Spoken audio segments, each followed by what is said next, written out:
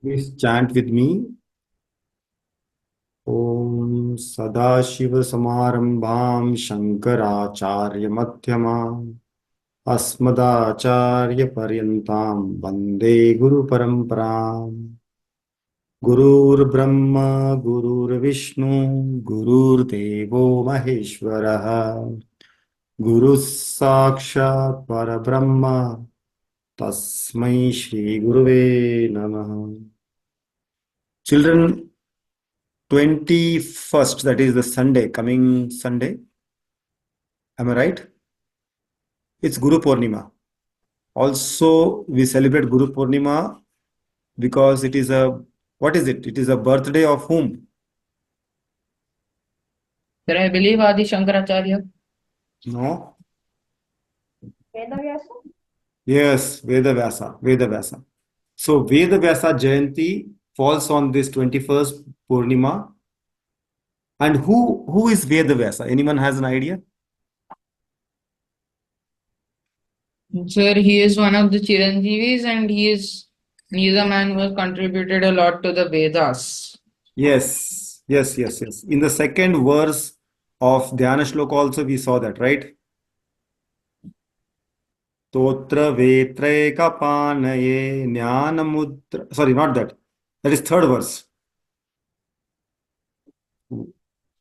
Let me just go. How did I forget that verse? So in that Veda Vyasa is mentioned that he has the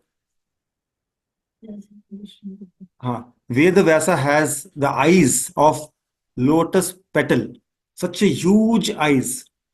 That indicates, children, do you know in science also, the mind can be judged by the person's eyes. The more beautiful eyes, the more beautiful the mind. So Vedavasa had a mind of, he has an intellect which is cannot be measured by any measures which we have. No parameters can measure Vedavasa's intelligence because he divided the Vedas into four categories. You know all that? How Veda were divided into. You know, Sama, Yajur, Atharva, and all the four categories of Vedas were divided by him. So he is like father of all the things, all the scriptures. That's why he is guru for every one of us. Even though our guru is Dr. Hegde, and then his guru is Swami Paramarthananda, but if you go trace yourself higher up, you will land up none other than Vedavyasa. Okay? So Vedavyasa Jayanti is celebrated on Guru Purnima, that is coming on 21st. So to know about Guru Purnima, let us learn about what is Guru and Shishya Parampara. In the olden times, there was no schools like today. You know, nowadays school, we go with a bag, tiffin, go there, study and come back home. But in those days, children will be uh, going to Guru and staying with him. No carry bags, no tiffin. They have to prepare their own food. They have to serve the Guru. That is called Guru Shishya Parampara. So let us know what it is by Swastik. Swastik, over to you. Thank you, sir. Now, what Guru Shishya Parampara really means is the lineage of students and teachers, as literally meant in Sanskrit. Now, as sir said, Guru Shishya Parampara is the passing down of knowledge. And so, when knowledge is passed down, we will know that knowledge may have one certain start, but it does not have an end. It will be transferred throughout people, and people constantly forget, so they'll keep remembering. This is a constant flow of knowledge, and people learn knowledge from a guru, a person who gives them knowledge, and they are shishya. So you can take it as the spreading of a rumor. Suppose one person creates a rumor, then that person takes that, then the person who learns about that goes and tells his friends, and then that person goes and tells his friends. So like this, as it continues, you will see that at one point the whole school will know, or the whole community will know. This is the power. This is the power of Guru Shishya Parampara. But in our Vedic scriptures, Guru Shishya Parampara is not the spreading of a rumor. It is the passing down of knowledge. If you see carefully, you will notice that who do we learn from? Our teacher. Who does our teacher learn from? Their teacher. Ultimately, where do all the teachers learn from? The Vedas. Who invented the Vedas? Veda Vyasa. Veda Vyasa learned from his teacher. Ultimately, it will trace back to the Saptarishi, who were the first people to create scriptures in this world. And who were they taught by? None other than Maheshwar, Shiva, in his Adi Yogi form. So, all our knowledge can be traced back, all our Vedic knowledge can be traced back to just one man, Maheshwara or Shiva himself. And in the middle, there are loads of people. In the middle, the most important one is, is Shankaracharya. But I want to go and discover this part, the part between Ramakrishna Paramahansa and Swami Vivekananda. Now, first, let's get to know these two personalities. The next slide.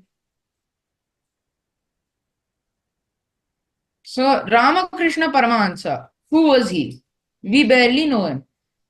Sri Ramakrishna Paramahansa or Ramakrishna Chattopadhyaya, as his name was at first, was Swami Vivekananda's guru and also taught various different religious beliefs. He taught Vaishnavism, he taught Tantrics, he taught Tantric, he taught Advaita Vedanta, he even taught Christianity and Islamic beliefs, yet he was still a devotee of Kalima. He was born in Kamarpukur, a small district in current West Bengal. Then became a priest at 20 years old along with his brother Ramachandra. And while he was a priest, experienced a vision of Kali, married Sharadamani Mukhopadhyay at 23, and later taught Swami Vivekananda before passing away from throat cancer in 1886 at the age of 50. So he has a really accomplished background, as he was a great priest who had himself experienced a vision of Kali, who was known as Shakti also. Now, let's move to his disciple, who is Swami Vivekananda. Swami Vivekananda was the first person to represent Hinduism at the Chicago World's Parliament of Religions and was the main disciple of Ramakrishna Paramahansa. He was the man who played a key role in establishing the Indian Institute of Science, forming the blueprint alongside Jamshedji Tata. Now, what is his background? We do not know what his background is like. So let's go and visit that part first. Now, Swami Vivekananda, born Narendranath Datta in Calcutta, now Kolkata, was a mischievous and restless child who nevertheless was prodigious. And he was the only person who got first division marks in the entrance exam for Presidency College at age 16. Vivekananda was known for his incredible memory. There is a small claim or a small story where Narendranath went to a library and borrowed a few books. They were quite large, but the next day he returned them claiming to have finished all of them. Only after the librarian questioned him and he answered all of them correctly, did he get disproven and his memory was known. Now, this is the power of Guru Shishya Parampara. As in Guru Shishya Parampara, Ramakrishna taught Swami Vivekananda, and Swami Vivekananda learned a lot from him. And also from an absurd method, he found out that his teacher never lies. But we won't talk about that for now. Swami Vivekananda, after the death of Ramakrishna Paramahansa, he decided to form the Ramakrishna Mission at Belur Math, where he eventually passed away. Now, as it is written in the second para, Guru Shishya Parampara means the lineage of teachers and students. It is a Vedic tradition signifying the transfer of knowledge from gurus to disciples, then to the disciples' disciple. Similar to how a rumor spreads from person to person and then to groups, as we have seen first.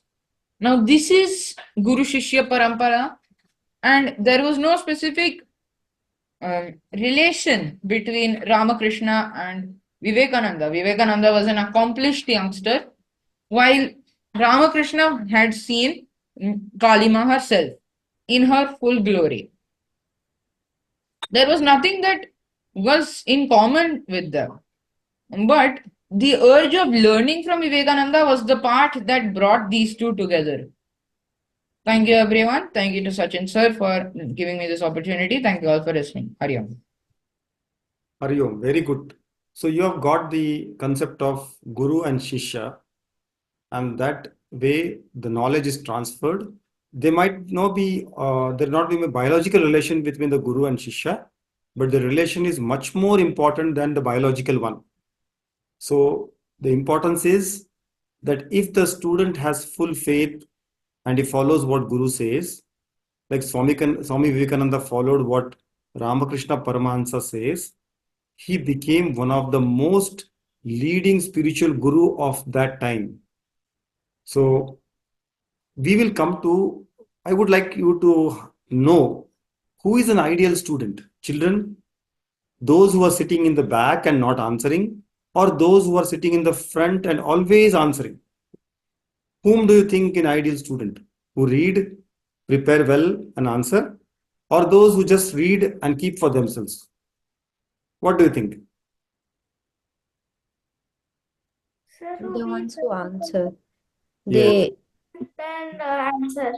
Yes, yes. So all of you are ideal student because you are answering, you are keeping the video on, listening carefully, preparing yourself for the class.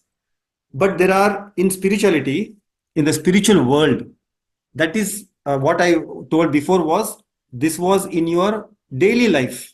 But in the spiritual life, where you have to be devoted yourself to Lord, these are the few points which we should know. The student who is ideal student is the one who has Shraddha. Have we seen this verse? Swatvanurupa sarvasya Shraddha bhavati bharata Shraddha mayoyam purusho yo yaschat sa eva sa. Have you heard this verse anywhere? Come on, fast. Don't search, Aditi. I think we have done this. It is 17.3 verse. It is 17th chapter, Shraddha Traya Vibhaga Yoga. What does it say? The person whose nature, according to his nature he stays, has faith according to the nature, that nature will change his mind and changes ultimately the goal of life. Sa eva saha. We have seen that time in the 17th chapter I showed the Olympic medal winner. All those medal winner did not get the medal because they were blessed by God. It is their ability. They developed the skills. They practiced very hard, but all the time they had Shraddha in Lord. They did a lot of hard work, but they had a lot of faith also. That faith will take you to the right path. So this is one quality of an ideal student. Second quality would be the one who is totally surrendering to the Lord or the Guru. In this case, it is Guru. Now this Tameva Sharanam Gaccha Sarvabhavena Bharata Tat Prasadat Param Shanti Sthanam Prapsyasi Shashvatam. Do you know where we have not seen this verse? It is in 18th chapter, 18th chapter. 62 verse, almost 62 to 66. Krishna is summarizing entire Bhagavad Gita in nutshell. And Tameva Sharanam Gaccha. Only when you completely surrender Sarva Bhavena Bharata. Bharata here is Arjuna. Sarva Bhavena in totality. tat prasada param shantim. So only then, when you surrender yourself to Guru, you will get in the form of prasad complete peace. Sthanam prapyasi shashvatam means you will be peace, your mind will be tranquil, you will be able to focus in anything what you do. So children, at least this 1 hour, Aniket, Sharav is anyway focused. I want all of you children to focus what I am saying, what these Shastras are saying. Otherwise, it is of no use to neither to the teacher or neither to the student. So please try to understand. If you focus for 1 hour, if you keep your video on, that means you are focusing. Otherwise, whenever you don't on the video, you tend to go somewhere, run around, come back. That is not going to be focused. Do not play, do not write, do not do any notes. This is the time to focus. So surrender completely to 1 hour. Then only after a few years from now, you will reach to the highest level. This type of teaching, this type of Zoom teaching will be of some use. So total surrender is very important. The one who sees the unseen. Now this is going to be talked in today's chapter. Today's verses from 16, 17, 18 is been discussed about who is Lord, what is he going to show you, which is not seen in him. So that is, I'm not going to tell that verse, but also the one person who believes in himself. It is not just reading books and doing experiments, but you have to believe in that what you are learning is right. So whatever mathematics, algebra, geometry you learn and you memorize, you have to believe that I can reproduce it. Self-confidence should be there. So this verse again in 6th chapter, Yada viniyatam chittam atmanyevavatishtate nispruha sarva kamebhyo yukta ityuchyate tada. So the person who completely believes, and he not only believes but he firmly believes, that person sarva kamebhyo yuktaha, whatever work he takes, he will get the correct ichyuta, that what he wants supposed to get, he will get it. So the person who believes in himself means his consciousness. And finally, the one who follows the path of dharma. That is again in this is, I think, 47th verse from 6th chapter, if I'm not wrong. 18th chapter. Shreyan swadharmo vigunaha paradharmat savanushtitat swabhavaniyatam karma kuruvannapnoti kilbisham. So the meaning here is, whenever you do any work according to your dharma. So if you do another's dharma, like you are a child and you are trying to become an adult, you take a role of your parent, then you might do a good job being a parent. But paradharma means someone else's dharma. Even though it is sunishtata, 100% done, it is definitely going to be wrong. Kilbisham. It will be creating trouble for you. So swabhaviniyatam karmaha. The thing which a student should do should be done. Not in the student's life, you don't become an adult. In adult's life, you don't become a child. So your dharma now is studies. If you study well and do not think about earning money or giving something, then it is good. Even though you might be better in doing something great, which is not your dharma, should not be done. So the dharmic path for a child is to study. That's it. Nothing else. Study, absorb from the gurus as much as you can. And one day you will become top, and then you can start giving it to others. So this is the real life ideal student's path in spirituality. Okay, children? So this is an introduction to how a student should follow his spiritual life. Now we have seen Narendranath. Now we will see Naren. who is going to speak about Shankaracharya and his disciples. Is Naren there? Yes, sir. Go ahead, Naren. Shankaracharya had four primary disciples of most important: Padma Acharya, Sureshwar Acharya, Astamalaka Acharya, Totaka Acharya. These are pictures. First Guru of Puri, Govana. Original name was Sanandana. He was devoted to his guru when he walked across the river. A lotus appears at every step to prevent him from drowning. First Guru of Sringeri. So, Naren, I will just like to elaborate what you said now. Children, the first disciple is named Sanandana, and he was so devoted to Guru that one day when Guru called Sanandana, come here. He just came without seeing there is a river which is flowing. Now, if you walk into the water, what will happen, children? What will happen? You will get drowned. You will go Or down. you'll get pulled around, you'll get drowned. Yeah. You will But drown, or if you're lucky, you might survive by swimming. yeah, but Guru's bhakti was so much in Sanandana that when he stepped in the water, he didn't realize, but his devotion made so many lotus below his feet. And maybe Guru's devotion, bhakti, made him walk on the water.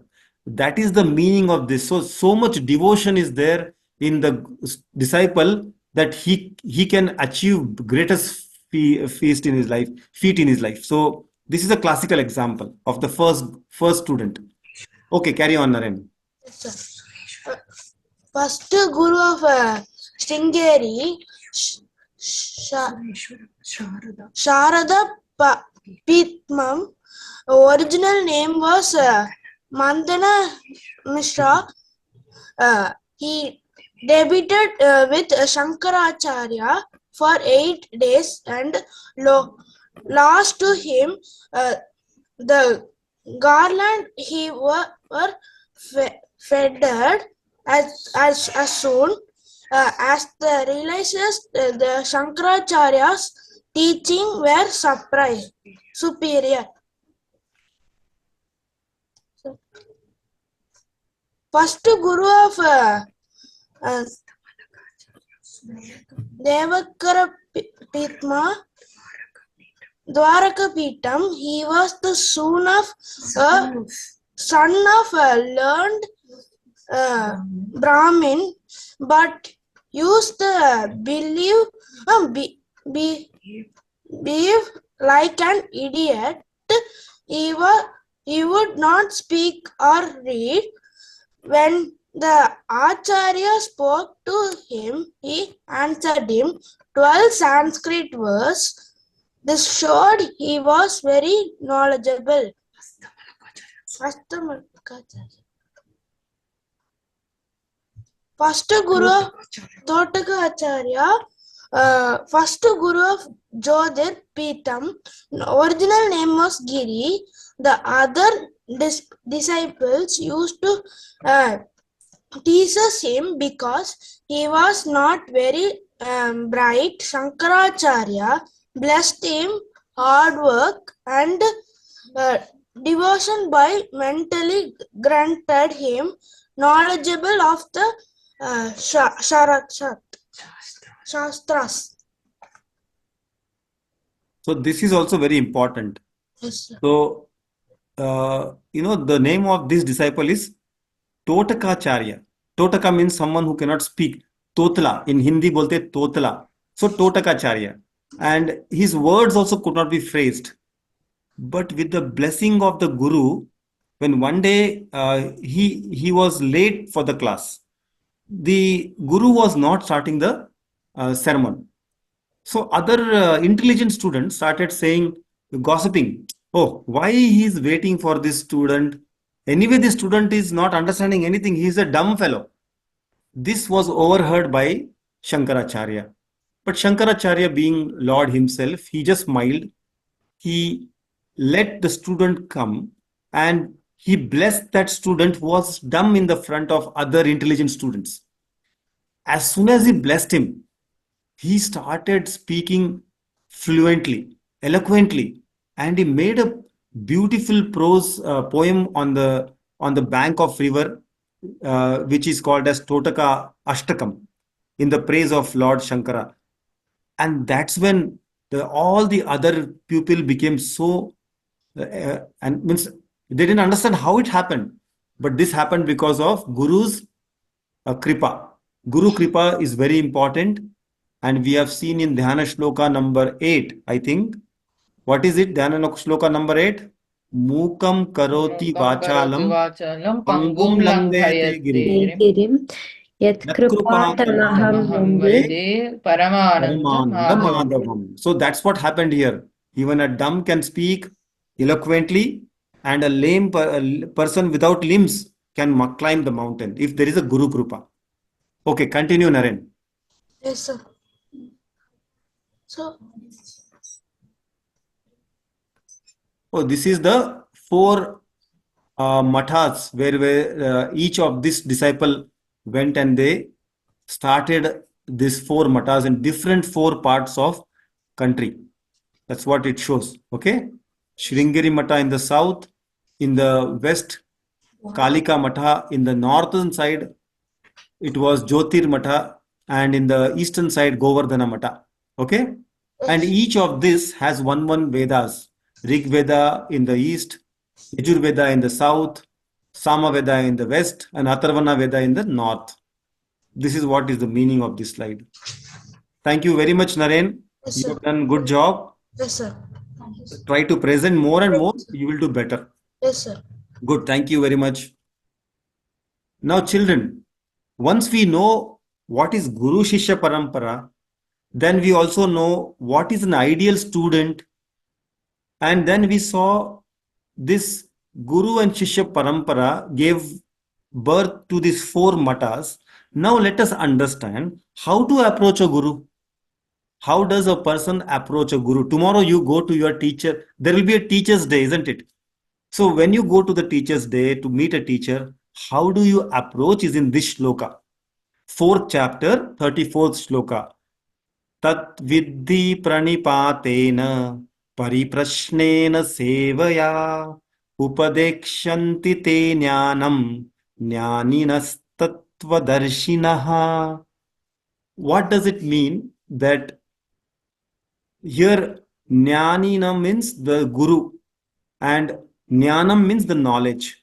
So Guru will give the knowledge by just giving blessing also, tattvadarshina, by seeing the Guru. But how do you go and get this?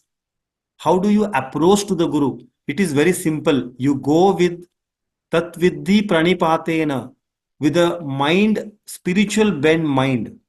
You approach with a mind which is calm, which is going to listen and inquire from the Guru with lot of reverence. You should show the reverence, devotion. And pariprashnena means you can ask questions, but also you have to do lot of sevaya. Sevaya means not the eating sevaya. It is seva. Otherwise, children may be hungry at 8 o'clock. Sevaya illa. Seva. Seva means giving service, rendering service to Guru. Okay? Then only then when Guru is happy, upadekshanti te jnanam, by giving upadesh, that jnanam, jnani nistatatvadarshinaha. So jnani, the Guru will give you that jnanam. So approach should be mental peace, calm mind which is spiritually bent, sattvic mind. You can inquire by asking questions, and you should be very humble, very devoted, and ready for service. So children, remember these 5-6 things. Okay. Now coming to today's class, but before the today's class, I will introduce you to one of my I can't say student, but she is a colleague and she comes to my other class in Namakkal. Can you please on the video, Arundhati? Arundhati is one such student in our class and she is really picked up so well. She is going to take maybe a few classes for you, maybe starting next month. Arundhati Vignesh, she is in Namakkal and she has done a lot of studies in Upanishad. She helps me in making presentations every class in Namakkal. So I just want to introduce you to this madam. Like Dr. Sarika madam, she would also come to some of our classes. Okay. So let's just let it in mind. Thank So you what so much. yeah, Arundhati, yeah. Okay. She is Arundhati. I hope you can see her in the, okay. Hello, children. Namaste. Namaste and happy to meet you all. Okay. Thank you, sir. So now what we did learn in the last class, the 5 verses, let us continue that. The first verse is in the last class was Balam Balavatam Chaham, means what? I am the strength in all the desires. Means if you have a desire to come first in the class, that strength which you have inside is none other than God. Okay? But I am also the desire for moksha. That's what we have to understand. Because all other desires will come and go. If you come in first in the class, you might like to come in first in the state. First in the state, you might like to come first in the entire country. So that desire is not talked about. The desire which he is talking about is in the spiritual world is moksha, freedom, ultimate liberation. But for now, we consider the desire to come first in the class because you are a student. Student should not be thinking too much other than studies or learn. So that is the first verse. Second verse was Ye cheva satvikam bhava rajasasta tamasya shastra, means satvik, rajasic, tamasic. The 3 states of swabhava or mind or nature are dependent on the consciousness. Consciousness here means Lord or God, but otherwise God is not dependent on these 3 things. That's what is told to Arjuna by Lord Krishna. If you are sleeping too much and not waking up early, or if you are very active in some time and very dull in other time, this is nothing to do with the Lord which is sitting in the temple. It is your nature which is making it like that. God is there in each nature of you. Maybe sattvic, maybe rajasic, maybe tamasic. He is present in every part what you are doing, but he is not affected by it. This is what is the meaning of 12th verse. Tribir guna mayir bhavir. So the people who are too much deluded by these 3 gunas, these people will never understand the real nature of Lord. Because Lord is saying, I am beyond all these 3 gunas. Now coming to this example, children, the Jivatma, Paramatma, Aikyam, these are the 3 gunas. Lord is only available to you when you are away from the 3 gunas. Lord is never near these 3 gunas. He is not born to these 3 gunas. It is you are binding to these 3 gunas. Okay? So if you want to achieve goodness, kindness, and lordship, you have to be in this position. So these 3 gunas, give up your tamasic guna, laziness, be disciplined, give up too much rajasic guna, too much activity. If you want to play, play in the football ground, play in the cricket ground, not in home ground. Home is for studies. Home is for keeping things clean, disciplined. Okay? And too much sattvic, always sitting and meditating, not good. As a student, you should do activities, you should be alert, you should learn. Too much meditation or laziness is not good. So this is what is said in the 3rd verse. 14th verse, Devi Hesham Gunamayi Mama Maya Duratyata. Again, same continuation, the 3 gunas is because of the Maya Shakti. Maya Shakti means it is like the wind blowing very fast. And It is carrying the sea water into the waves. So we see the waves, we cannot perceive the ocean. Only through the wind we can see the waves forming and bashing over the rocks. Same way, in our life, we can be active because of these three gunas. But this is nothing but Maya, and it is very difficult to cross over the Maya. We cannot cross over simply like that. By surrendering to Lord, we can cross over. And last verse we saw, Namam drushkruti no muda prapyadante naradhama. Naradhama means the people who doesn't understand this. The four people. Who are the four? The people who are ignorant about spiritual knowledge. The people who are very lazy. The people who are deluded. Means they can't see anything than the materialistic world. And Naradhama, demonic people. Have you heard this word demonic nature anywhere? In any chapter? Naren? Sir, the one chapter. So the 16th chapter. Gunatraya Vibhaga Yoga. Okay. 16th or 17th? Sir, I'm pretty sure I've heard it in 16th. So it's in the name. 16th. Yes, Shraddha Traya Vibhaga Yoga. Three ways. 16th Sattvic, is Rajasic, in Tamasic. Shraddha uncle. Correct. 16th Shraddha Traya is Vibhaga Yoga. 16th is Daivasura Sampat. That's what. That's what, sorry. Daiva Asuri Sampada Vibhaga Yoga.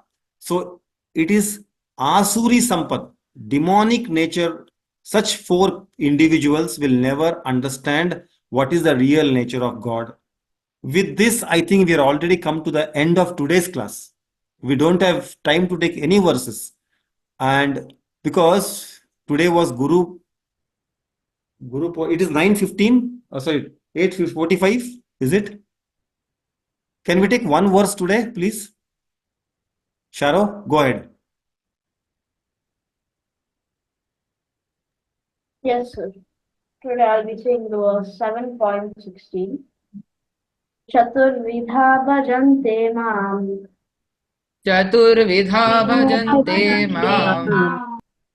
Jana sukritinorjuna. Jana Jana sakritinarjuna.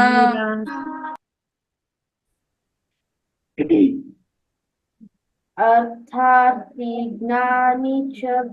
Artharthi gnani cha bharata.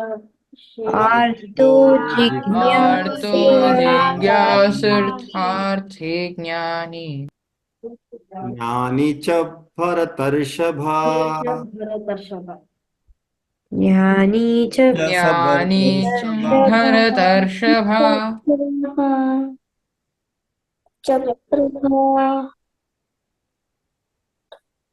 The literal meaning is not here, sorry, but basically it says that Krishna given a warning for the four people who will never attain him.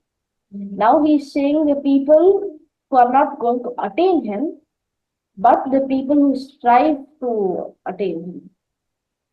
So it says the four types of people are the distressed, the people who want worldly pleasures, the people who are curious for the knowledge, and the people who want to attain the absolute, who want to get the knowledge of the absolute. The last two are quite similar, but they have a different side. Previously, Krishna told which people don't attain him. He's given a warning. So now he's telling the type of people who devote themselves to him, trying to attain him. The first are the distressed people who want peace and fulfillment in life, so they worship the Lord. Like they have a lot of stress in their life, lot of pressure in their work. It can be as a student for too many studies in higher grades, or for a working person, too many deadlines to complete the project. Those kind of people. They're trying to make their life peaceful and reduce stress. Next are the greedy people.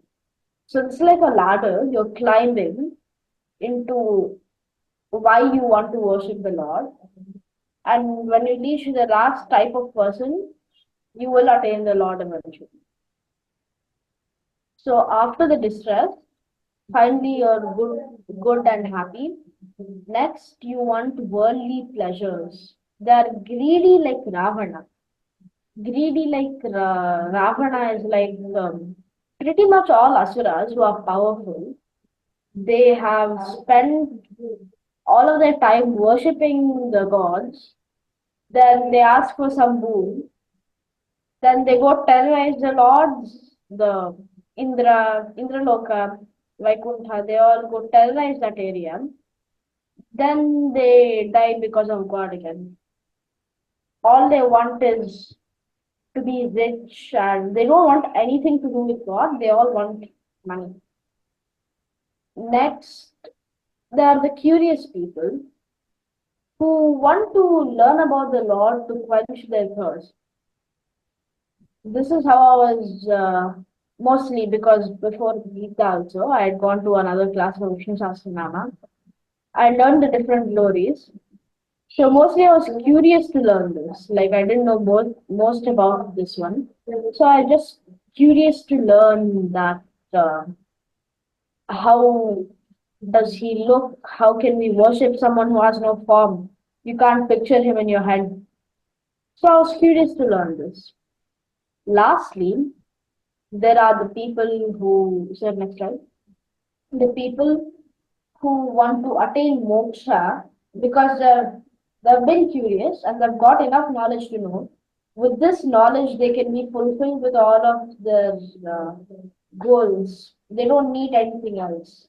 With moksha, that's the final goal any mortal can ever desire. So that is the last type of person. Like I said, it's a ladder.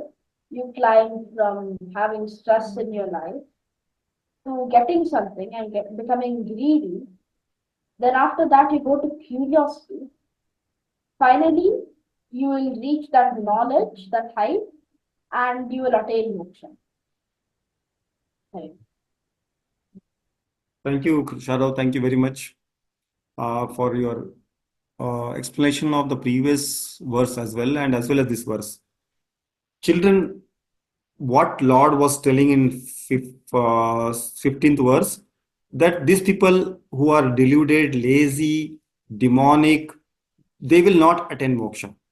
But the other sattvic people who are curious, who are devoted, who are always ready to learn, will attain moksha. Moksha means here for you, it is not like what you have to be after death. It is like when you're present in your student life, achieving your small goals of coming first in the class or whatever, achieving highest grades in your school or getting best medals in the school awards. That is freedom for you. Means attaining your fullest potential is moksha for you.